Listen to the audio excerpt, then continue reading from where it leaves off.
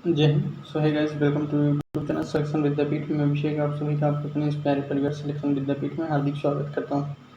उम्मीद करता हूं आप सभी लोग स्वस्थ और मस्त होंगे।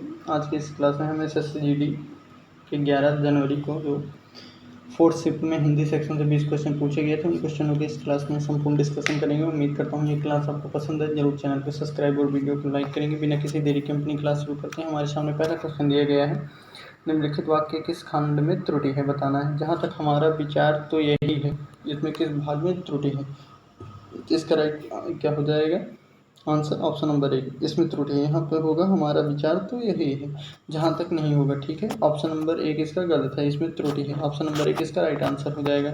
अगला क्वेश्चन देख लेंगे, इनमें से कौन सा शब्द अग्नि का पर्यायवाची नहीं है। अग्नि का पर्यायवाची कौन सा शब्द नहीं है, इसमें बताना है।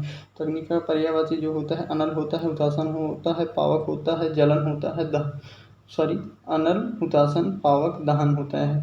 ठीक है, तो इसका अभंग नहीं होता। ऑप्शन नंबर दूसरा इसका राइट आंसर हो जाएगा। ऑप्शन नंबर 2 इसका राइट आंसर हो जाएगा। अगला क्वेश्चन देखेंगे, दिए गए हैं निम्नलिखित विकल्पों में से किस एक वाक्य में असुर शब्द के लिए उचित पर्यायवाची का प्रयोग किया गया है। किस वाक्य में असुर शब्द का उचित पर्यायवाची दिया गया है, ये हमको बताना है। तो इसका राइट आंसर क्या हो जाएगा? श्याम घमंडी है। रजनीचर का स्वभाव दुष्टता पूर्ण होता है। तो इसका राइट आंसर क्या हो जाएगा? असुर का पर्यायवाची क्या होता है? सुर नहीं होता है, असुर दानव दैत्य प्लस रजनीचर भी होता है। तो इसका राइट आंसर क्या हो जाएगा? ऑप्शन नंबर 2 में असुर का पर्यायवाची शब्द का उपयोग किया गया है। ऑप्शन नंबर 2 इसका राइट आंसर हो जाएगा। अगला क्वेश्चन देखेंगे, हमें किसी बूढ़े व्यक्ति के डैश का तिरस्कार नहीं करना चाहिए। उचित भाववाचक संज्ञा से इसे पूर्ण करना है। तो इसका राइट आंसर क्या हो जाएगा? हमें किसी बूढ़े व्यक्ति के डैश का तिरस्कार नहीं करना चाहिए। जिसमें भाववाचक बताना है, तो मोटापे होगा, बूढ़ा होगा, बुढ़ापे होगा, या चाल चलन। तो बूढ़ा ये तो नहीं होगा। ठीक है, ये तो साफ साफ भाववाचक नहीं होता। तो इसका राइट आंसर क्या हो जाएगा? बुढ़ापे। हमें किसी बूढ़े व्यक्ति के बुढ़ापे का तिरस्कार नहीं करना चाहिए। इसका भाववाचक, बूढ़ा का भाववाचक क्या हो जाएगा? बुढ़ापे हो जाएगा। बूढ़ा जो है यह एक उम्र को दर्शाता है, बुढ़ापा इसका भाववाचक हो जाएगा। अगला क्वेश्चन देखेंगे, इसमें क्या कहना है, उसके पक्ष में अनेक लोग हैं। उसके पक्ष में अनेक लोग हैं, तो यहाँ पे पक्ष पे रेखांकित किया गया है, बताना है। रेखांकित शब्द का विलोम बताना है। तो पक्ष का क्या हो जाता है? पक्ष का विपक्ष हो जाता है। ऑप्शन नंबर 2 इसका राइट आंसर हो जाएगा, पक्ष का विपक्ष हो जाता है। अगला क्वेश्चन देखेंगे, टट्टी की ओट से शिकार खेलना। टट्टी की ओट से शिकार खेलना, मुहावरे का अर्थ बताइए क्या होगा? छल कपट से काम लेना, बलपूर्वक काम निकालना, छिपकर शिकार करना, या तनिक भी प्रभावित न होना। तो इसका राइट आंसर क्या हो जाएगा? टट्टी की ओर से शिकार करना। तो इसका राइट आंसर क्या हो जाएगा? छल कपट से काम लेना। ऑप्शन नंबर 1 इसका राइट आंसर हो जाएगा, ये ध्यान रखेंगे। अगला क्वेश्चन देख लेंगे, दिए गए हैं गीतों की लड़ियाँ। उपरोक्त अशुद्ध वाक्य खंड का शुद्ध रूप क्या होगा? ठीक है, तो गीतों की लड़ियाँ नहीं होती, गीतों की कड़ियाँ होती हैं। ठीक है, ऑप्शन नंबर 1 इसका राइट आंसर हो जाएगा, गीतों की कड़ियाँ होती हैं, क्योंकि गीतों की लड़ियाँ नहीं होती।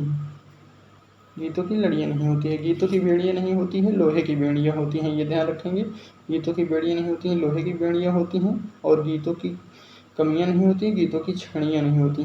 तो यहाँ इसका राइट आंसर ऑप्शन नंबर 1 हो गया। उम्मीद करता हूँ ये क्लास आपको पसंद आई होगी, तो ज़रूर चैनल को सब्सक्राइब और वीडियो को लाइक करेंगे। और हाँ, आने वाले एग्जामों में प्रीवियस ईयर का काफ़ी अधिक रोल होता है, ये भी ध्यान रखेंगे। तो प्रीवियस ईयर जरूर सॉल्व करेंगे हम। तो दिए गए वाक्यांश के लिए सार्थक शब्द बताइए। दोपहर के बाद का समय उसे क्या कहते हैं? पूर्व मध्याह्न कहते हैं, अपराह्न कहते हैं, या मध्याह्न कहते हैं, या पूर्वाह्न कहते हैं। तो दोपहरों के बाद के समूह को क्या कहते हैं? अपराह्न कहते हैं। ठीक है, ऑप्शन नंबर 2 इसका राइट आंसर हो जाएगा। अगला क्वेश्चन देखेंगे, अगले माह बसंत ऋतु प्रारंभ होगी। अगले माह बसंत ऋतु प्रारंभ होगी, तो अगले माह के बाद यहाँ पे बसंत पे रेखांकित किया गया है। तो बसंत शब्द का विलोम का चयन करना है। तो ठंडी हो जाएगा, ग्रीष्म हो जाएगा, गर्म हो जाएगा, पतझड़ हो जाएगा। तो बसंत का विलोम क्या हो जाएगा? पतझड़ हो जाएगा। अगला क्वेश्चन देखेंगे, क्योंकि बसंत में पानी वगैरह काफ़ी होता है, तो पेड़ों में पत्तियाँ निकलती हैं, और इसका विलोम क्या हो जाएगा? पत्तियाँ जब झड़ती हैं तो पतझड़ हो जाएगा। अगला क्वेश्चन देखेंगे, निम्न में से विशेषण शब्द का उदाहरण है। ठीक है, विशेषण शब्द का उदाहरण है। इसमें क्या हो जाएगा, समाज हो जाएगा, भारत हो जाएगा, भारतीय हो जाएगा, या धन हो जाएगा। तो विशेषण शब्द का कौन सा उदाहरण है? देखिए भारत जो है ये तो एक संज्ञा, एक तरीके से अगर देखें किसी नाम या जात को संज्ञा कहते हैं। भारत जो है यह एक व्यक्तिवाचक संज्ञा है। अगर विशेषण पूछेंगे, समाज भी ये जातिवाचक संज्ञा है। तो अगर पूछेंगे तो यहाँ पे विशेषण क्या हो जाएगा, भारतीय हो जाएगा। भारतीय इसका राइट आंसर हो जाएगा। अगला क्वेश्चन देख लेंगे, निम्नलिखित मुहावरे का उचित अर्थ विकल्पों में से चुनिए। मुट्ठी गर्म करना, इस मुहावरे का अर्थ क्या होगा, घूंस देना, शुभारंभ करना, धाक जमाना, या कलंक लगाना। तो इसका राइट आंसर क्या हो जाएगा, ऑप्शन नंबर ए, घूंस देना। मुट्ठी गर्म कर घूंस देना, ठीक है, इसका राइट आंसर हो जाएगा। शुभारंभ का क्या हो जाएगा, तो इसका राइट आंसर हो जाएगा श्री गणेश करना। अगर हो तो शुभारंभ करना, मुट्ठी गर्म करना, घूंस देना, ठीक है, इसका राइट आंसर हो जाएगा। अगला क्वेश्चन देखेंगे, जिसकी सीमा न हो उसे क्या कहते हैं? सीमांकित कहते हैं, परिसीमित कहते हैं, ससीम कहते हैं, या असीम कहते हैं। जिसकी सीमा न हो उसे क्या कहते हैं, यहाँ पे बताना है। तो इसका राइट आंसर क्या हो जाएगा, उसे असीम कहते हैं। जिसकी सीमा न हो उसे असीम कहते हैं। ऑप्शन नंबर 4 इसका राइट आंसर हो जाएगा। अगला क्वेश्चन देखेंगे, निम्नलिखित वाक्य में रेखांकित खंड के स्थान पर प्रयुक्त होने वाले सबसे उपयुक्त विकल्प का चयन कीजिए। जब पानी से टब में, सॉरी यहाँ पे दिया गया है, यहाँ पे बताना है इसके स्थान पर क्या होगा।